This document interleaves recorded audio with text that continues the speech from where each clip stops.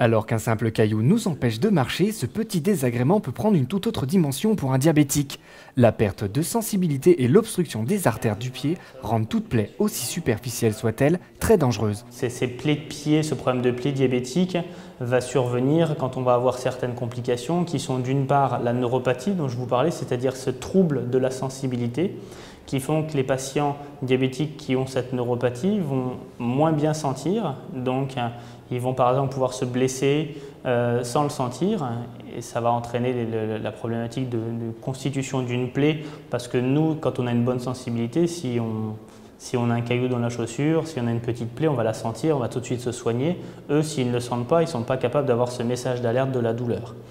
Cette neuropathie, cette trouble de la sensibilité peut entraîner également des déformations du pied qui font que le pied va appuyer de manière, on va dire, moins homogène que chez quelqu'un qui n'a pas de déformation. Et l'appui excessif au niveau d'un endroit bien particulier du pied est également un élément qui peut favoriser l'apparition d'une plaie de pied. Et puis l'autre élément, la deuxième complication du diabète qui peut favoriser ces plaies de pied, c'est l'atteinte des artères. C'est-à-dire quand on a des artères malades, on a moins de sang qui arrive au niveau du pied et on est plus sujet à faire des plaies qui vont après donner des complications d'ordre infectieuse ou même encore plus loin, les problèmes des amputations.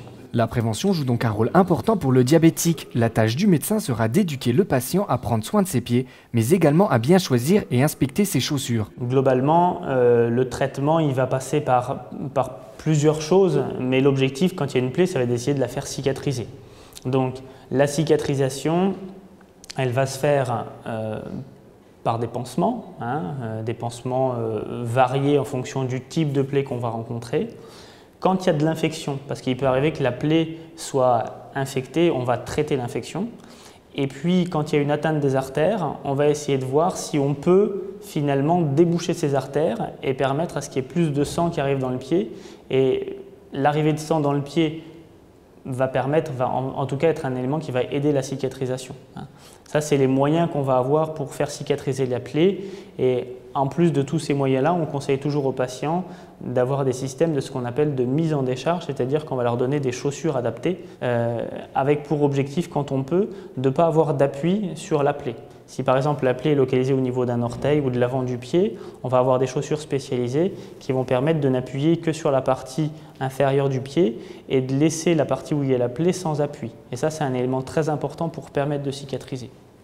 Malheureusement, il y a des situations où, quand on a fait tout ça, on n'obtient pas de cicatrisation de la plaie, ou les gens arrivent trop tard et il y a finalement des fois plus grand chose à faire, et c'est là qu'intervient l'amputation, qui peut être une amputation qu'on appelle minime, c'est-à-dire on va amputer un orteil et puis après on va réussir à faire cicatriser les choses, mais il peut y avoir des amputations plus graves, comme des amputations au milieu du pied ou des amputations au niveau de la jambe.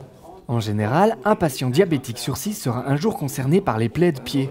Pour nous en parler, nous avons rencontré Marcel, qui est en convalescence d'une mycose liée à son diabète. Récemment, j'ai des mycoses sur les ongles, mais sur un doigt de pied, j'ai une mycose sous un ongle, au niveau de la matrice et sous l'ongle. Et donc, pourtant, je vais voir une pédicure tous les mois. Je suis soigné régulièrement et ça n'est pas aperçu. Et quand on s'en a aperçu, c'était un peu trop tard. Donc là maintenant, l'ongle est tombé aux 3/4, disons. Et je suis sous traitement. Ben, aussi, j'avais remarqué que l'ongle était bizarre. Je lui disais, l'ongle, il est bizarre, je ne comprends pas. On dirait qu'il se dédouble, quoi. Elle m'a dit, oui, c'est bizarre. Ouais. Voilà, c'est tout. Il n'est pas la couleur, pour elle, d'un ongle qui était atteint. Voilà, et puis en fait, il était bien. Voilà, parce que je suis allé voir un chirurgien suite à ça, parce que j'avais quand même mal. Je dis, c'est pas possible.